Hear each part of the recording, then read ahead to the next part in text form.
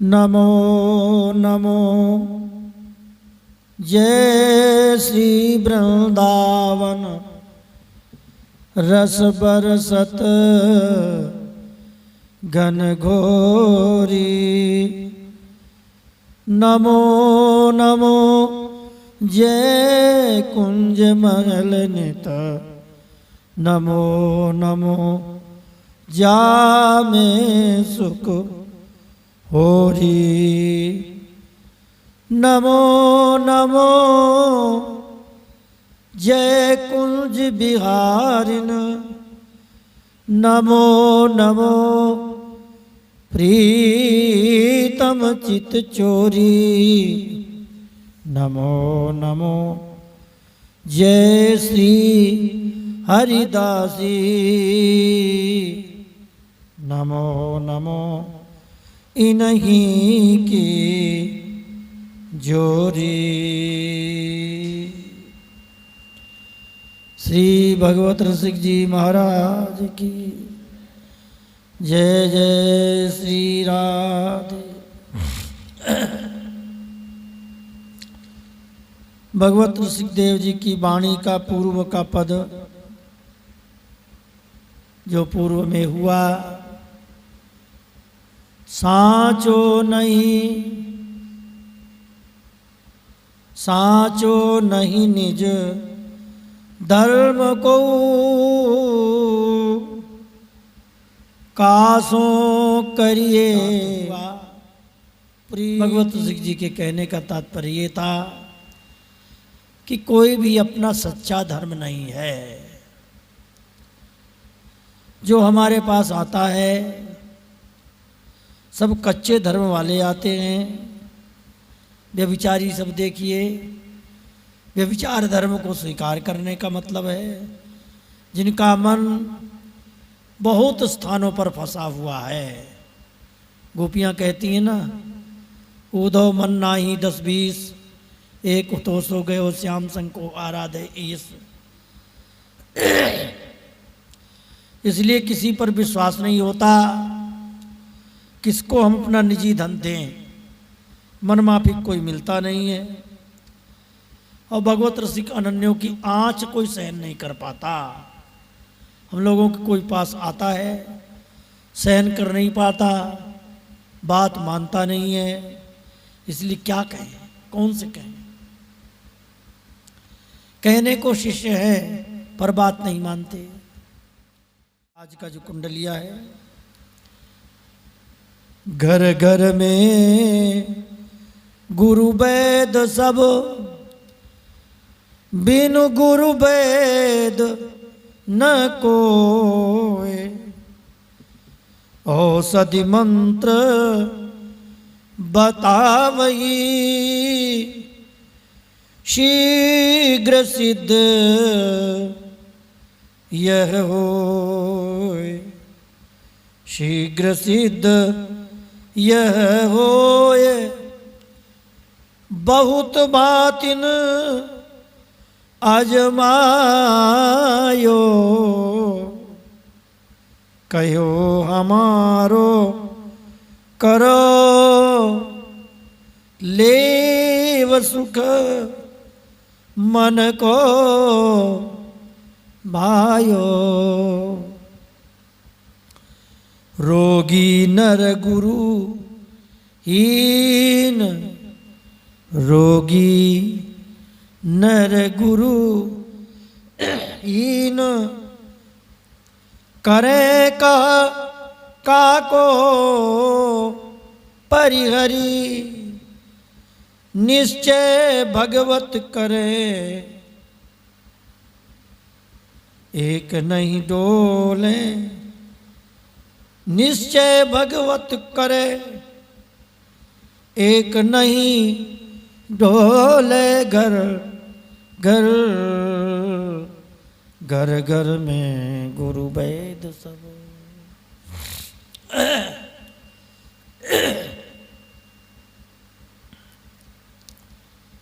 घर घर में गुरु वैद सब, बिन गुरु वैद न कोय।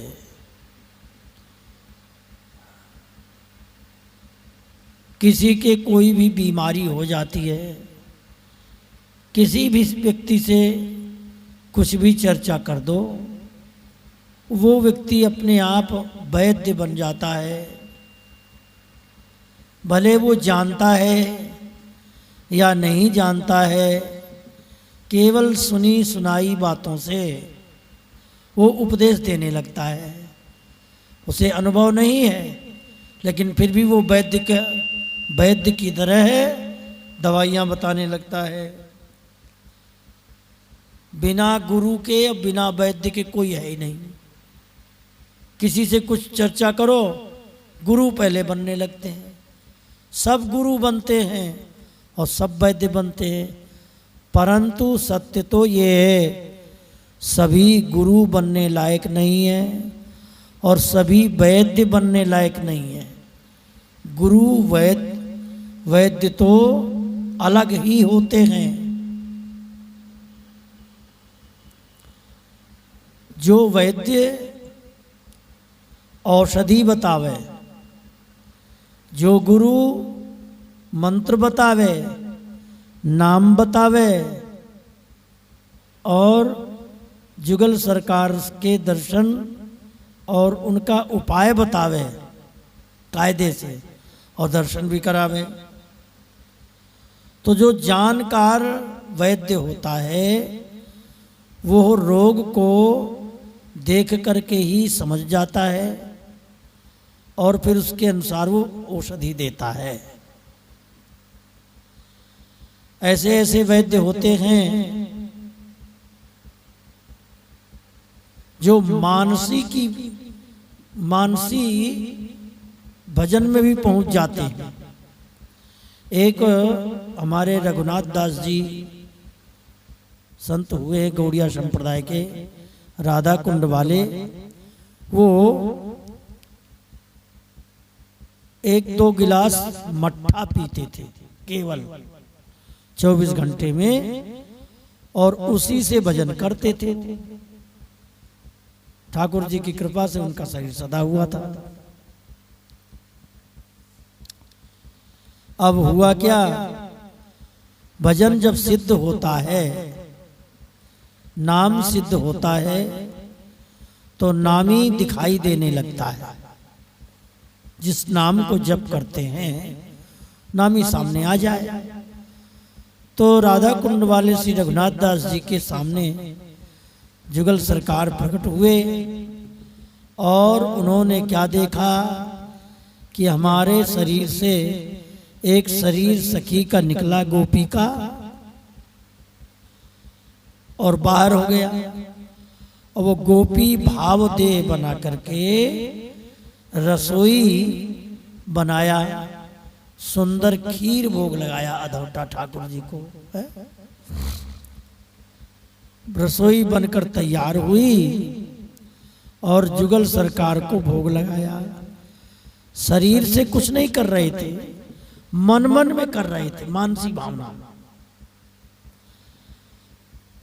लेकिन जुगल सरकार मनमोहन तो सबके मन की बात जानते हैं।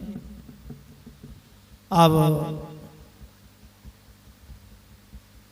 श्री राधा रानी ने पाया खीर और श्री कृष्ण ने पाया, और उस आधा कटोरा, बढ़िया सुंदर सोने चांदी का कटोरा था,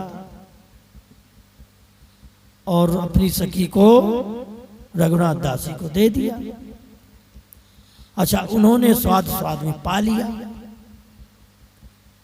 बाहर से कुछ नहीं, केवल मन मन के लड्डू चल रहे हैं, मन मन में खा लिया। मानसिक भजन में श्री जुगल सरकार का जूठा प्रसाद पाया और इस शरीर में, और फिर वो जो गोपी देह था फिर इस शरीर में प्रवेश कर गया। अब इस शरीर में जब इन्हें होश आया तो क्या देखा, हमें बुखार आ रहा है। अब जब ज्वर आ गया तो वैद्य तो पहले समय पे बहुत कम होते थे। एक ऐसे वैद्य जी थे जो वर्तमान में श्रीनाथ द्वारा विराज रहे हैं। ये श्रीनाथ जी जतिपुरा में ऊपर गोवर्धन गिरिराज जी के मंदिर में विराजमान थे। वहां के एक वैद्य जी थे, वो ऐसे सिद्ध वैद्य थे कि श्रीनाथ जी का नब्ज पकड़ लेते, मूर्ति को हाथ ऐसे पकड़ के बताते, बोले आज ये भोग लगाओ, ठाकुर जी ने ज्यादा खा लिया, इनको थोड़ा हरण चूरन पर दवाई दो। ठाकुर जी को दवाई खिलाते, ऐसे विचित्र वैद्य थे महाराज। अब उन वैद्य जी को ब्रजवासी ग्वाल बाल पकड़ के लाए, भाई बाबा को, मेरे बाबा को बुखार आ गए हुए, बाकी दवाई दो। बाबा के नब्ज पकड़ करके वैद्य जी ने देखा, नब्ज पकड़ते ही समझ गए। उन्होंने देखा ये शरीर का रोग नहीं है, ये तो मानसिक है विकार कुछ। समझ कर कहते हैं नाड़ी बोल रही है, बाबा आपने खीर खाई है बढ़िया सुंदर अधोटा की, इलायची बादाम पिस्ता केसर पड़ी हुई।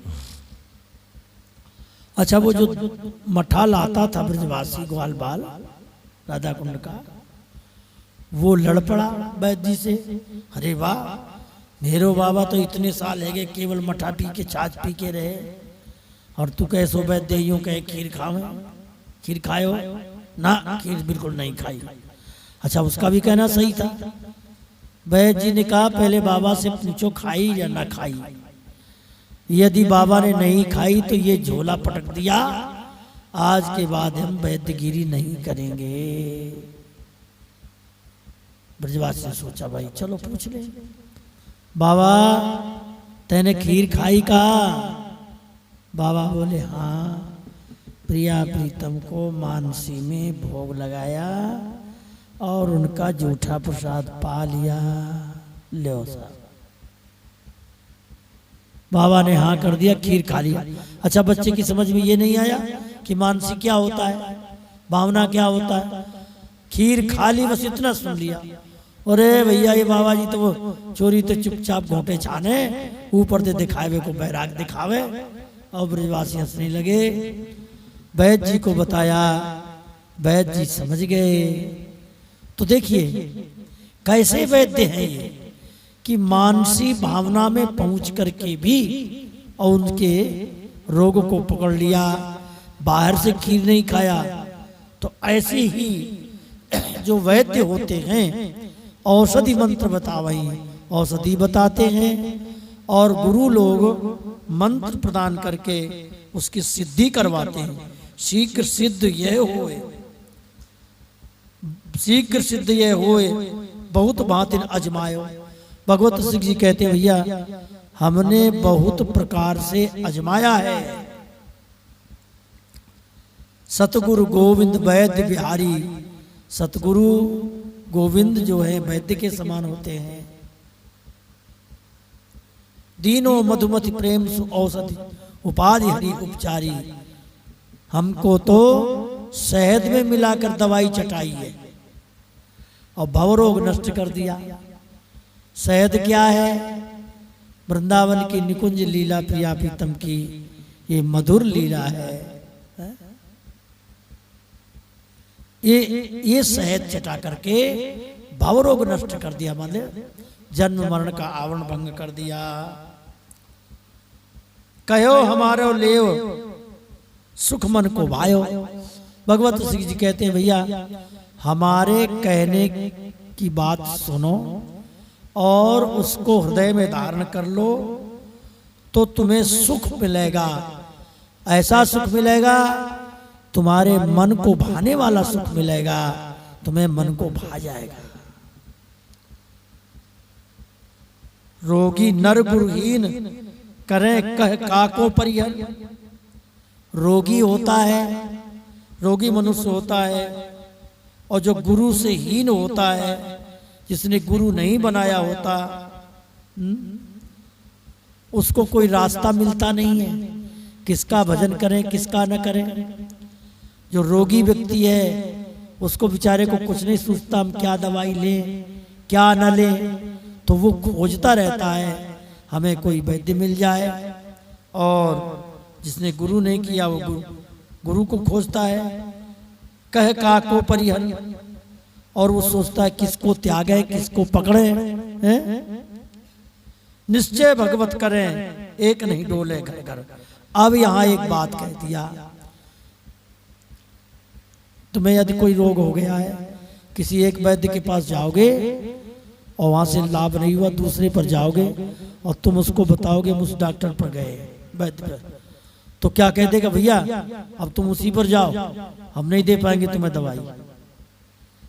घर घर घूमोगे, कई वैद्यों के पास जाओगे, तो कोई भी वैद्य डॉक्टर तुम्हारी दवाई ठीक से नहीं कर पाएगा, क्योंकि एक की करोगे दूसरे की छोड़ोगे, दूसरे की करोगे तीसरे को, दूसरे की छोड़ोगे तीसरे को पकड़ोगे, घर घर घूमते रहोगे। इसी प्रकार एक गुरु बनाया, फिर उसको भी छोड़ दिया, दूसरा गुरु बनाया, फिर तीसरा छोड़ दिया, दूसरा छोड़ दिया, तीसरा पकड़ लिया। इस प्रकार निश्चय भगवत करे। भगवत सिंह जी कह रहे भैया निश्चय कर लो कि हमें एक ही गुरु बनाना है, नहीं डोले घर घर, और घर घर नहीं डोले। इनका कहने का तात्पर्य ये है भगवत सिंह जी का कि एक मंत्र, एक गुरु, एक इष्ट, एक उपासना, अनन्य भाव से तुम इस प्रकार उपासना करोगे, घर घर नहीं घूमोगे, तो तुम्हें अपनी प्रिय वस्तु जिसको प्राप्त करना चाहते हैं वो मिल जाएगी। घर घर में गुरु वैद्य सब, इसलिए घर घर दुनिया भर में चारों तरफ भागे भागे मत घूमो, एक किसी को पकड़ लो। ये इनका अभिप्राय है। बोलो वृंदावन बिहारी लाल की।